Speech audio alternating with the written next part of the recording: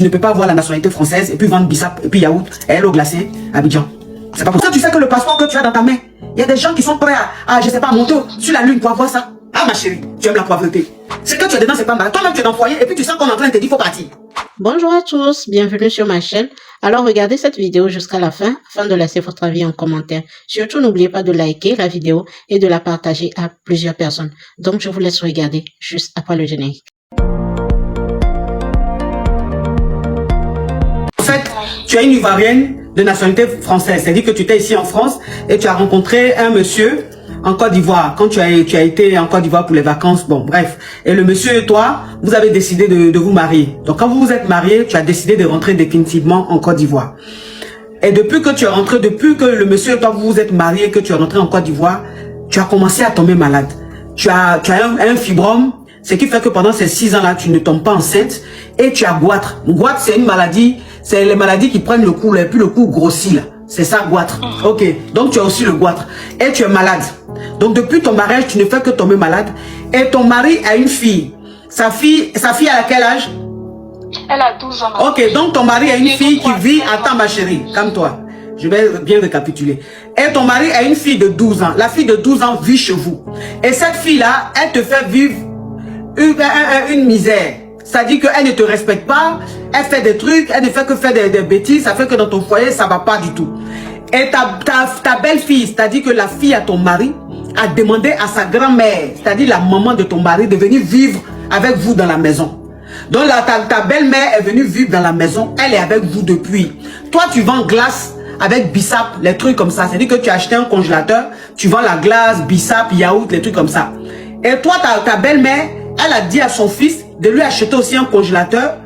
Et elle aussi, elle vend glaçons, elle vend yaourt, bissap. C'est-à-dire que ce que tu vends là, la belle-mère aussi vend ça dans la maison. Donc, c'est-à-dire que vous êtes dans la même maison, chacune a son congélateur, son frigo, et puis elle fait son commerce. Même commerce là, même chose. Et ton mari ne te regarde plus. C'est-à-dire que pendant même les fêtes de Noël là, il a quitté la maison, il allait fêter ça ailleurs.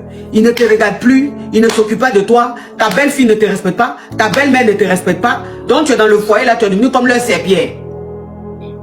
Ok. Marco, c'est ça. Oui. J'ai même fugué.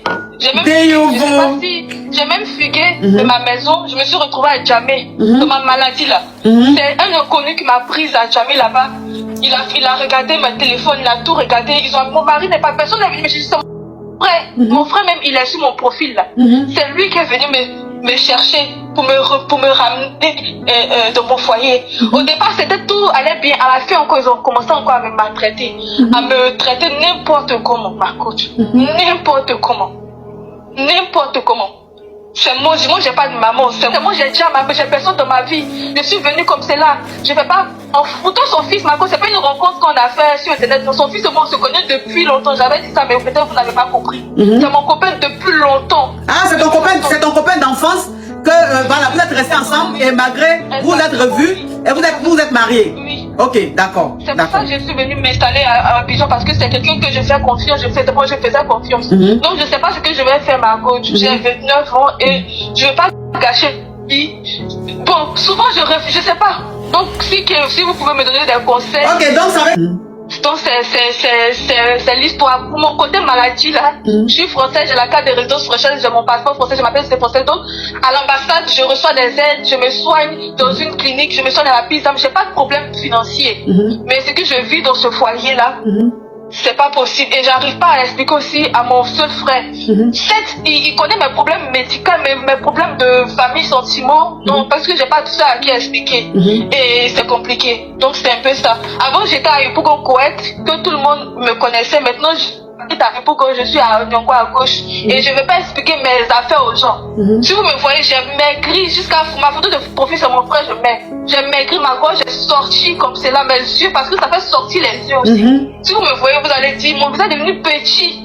Et mes yeux là sont sortis, ma gorge est sortie, mon ventre est gonflé parce que j'ai un fibrome. Donc c'est juste pour m'aider, pour ne pas que je puisse mourir. Parce que je sais que si je meurs là, ceux-là, même je sais que c'est ça l'histoire. C'est un peu ça, ma coach. Ok, d'accord. Ce qui veut dire que mais tout ce que ta belle-mère est en train de te faire et que ta belle-fille te fait, quand tu en parles à ton mari dit quoi? C'est sa maman. C'est sa fille.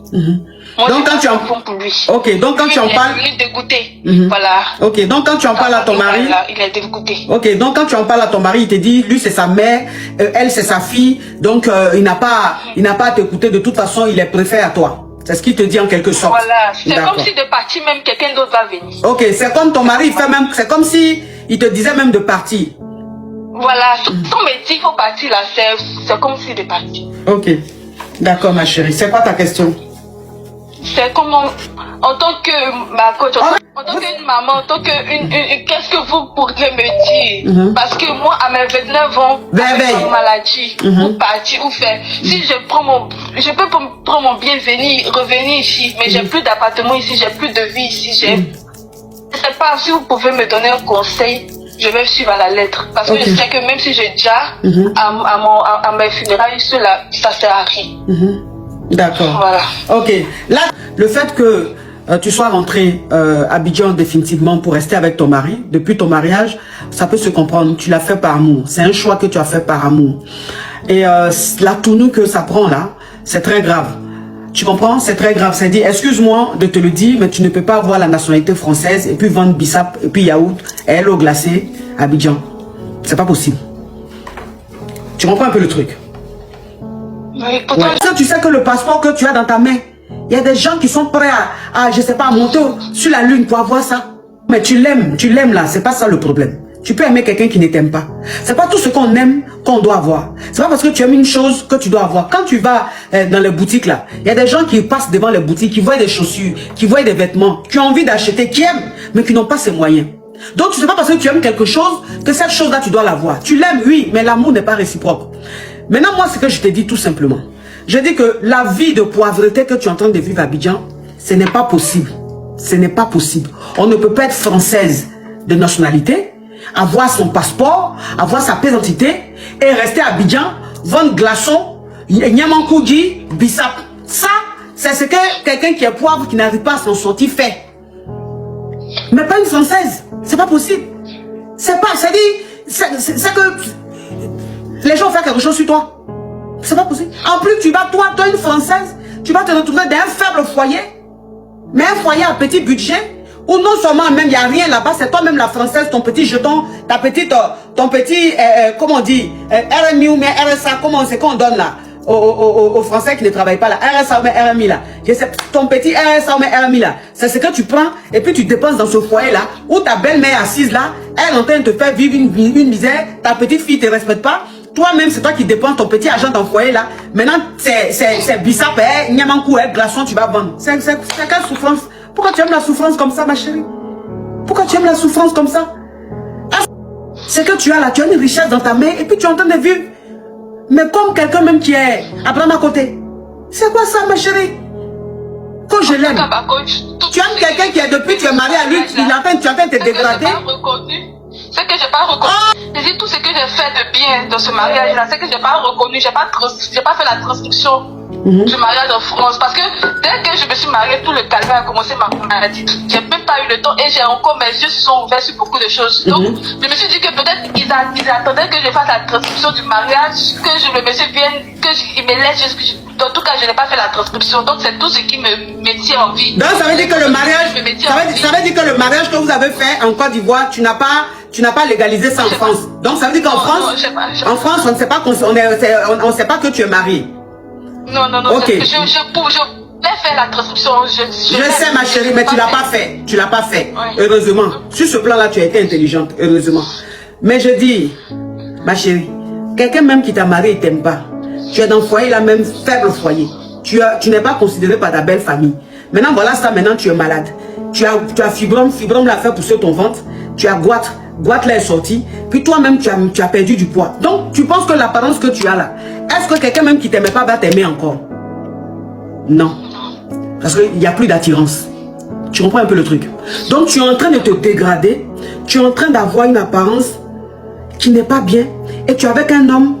Et cet homme-là, tu penses que ça va aller. Mais plus les mois passent, l'apparence que tu as là, ça l'éloigne encore plus.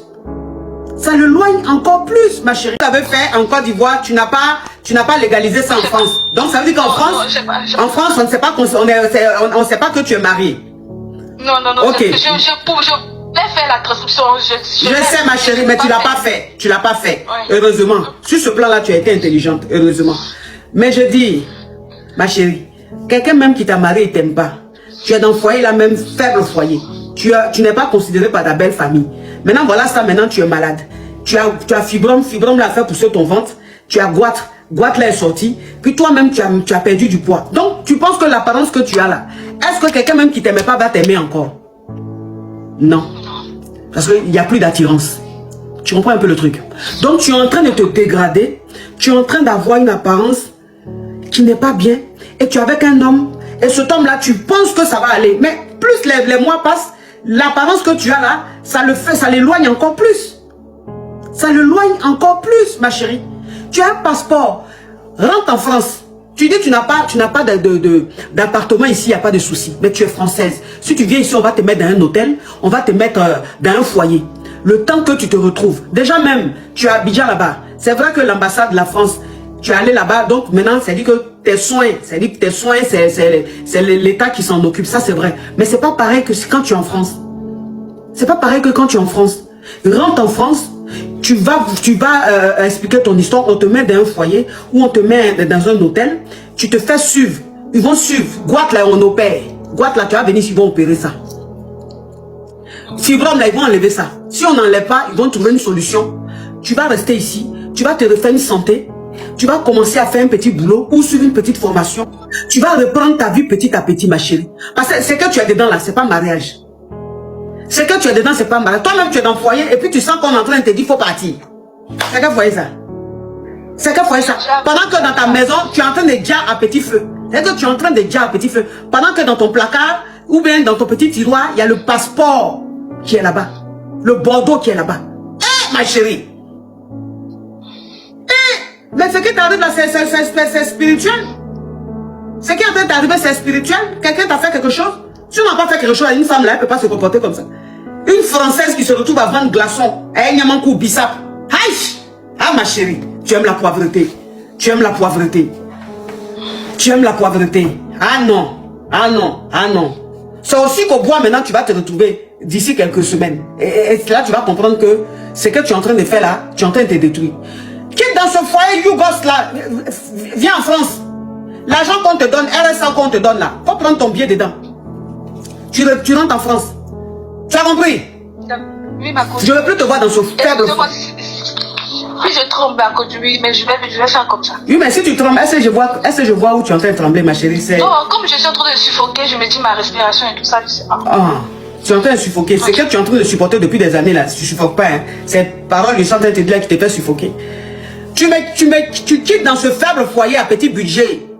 Ou même, ça veut dire que le budget même du foyer même, ça veut dire que c'est crédit même, et puis le crédit, on n'arrive pas à rembourser. Avec une belle-mère faible qui est en train de vendre Bissap. Donc, ça veut dire que toi, une benguise.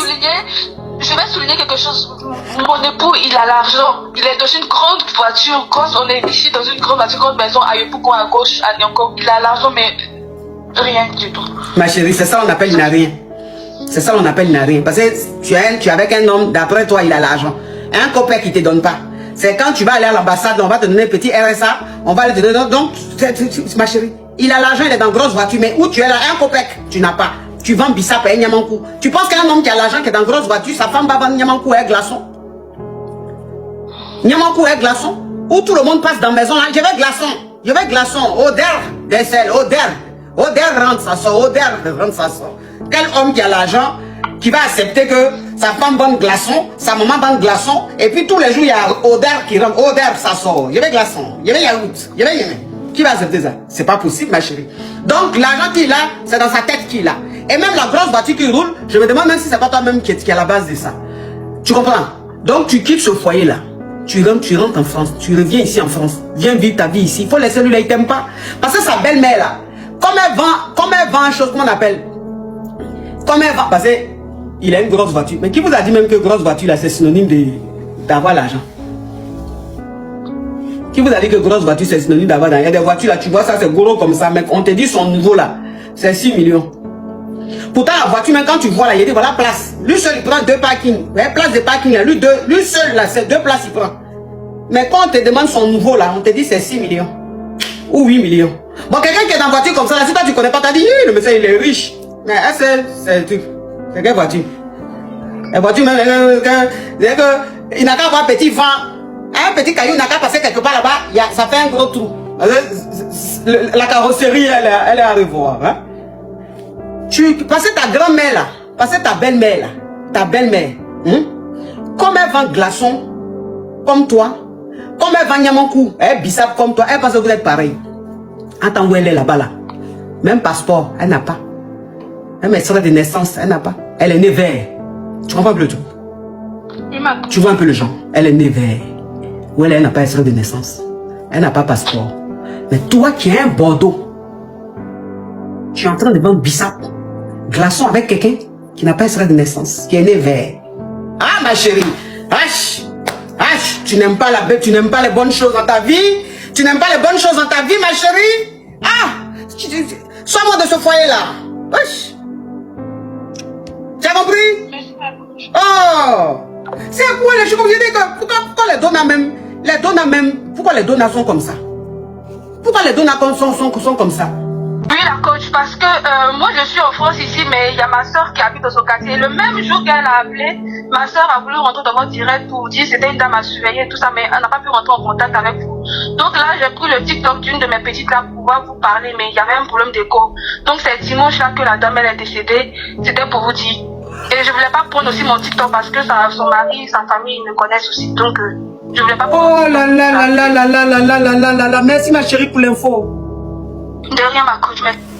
Vous vous rappelez la dame, il y a une dame qui avait appelé, je ne sais pas si c'est la semaine passée ou c'est la semaine passée, il y a une dame qui avait appelé une Ivoirienne mais qui est française, qui a quitté la France pour aller vivre avec son mari, un homme qu'elle a rencontré et tout. Donc elles se sont mariées et elle allait vivre avec le monsieur en Afrique, mais à Yopougon, à Abidjan, mais à Yopougon. Et elle dit depuis qu'elle s'est mariée avec le monsieur, elle ne faisait que tomber malade. Elle a goitre.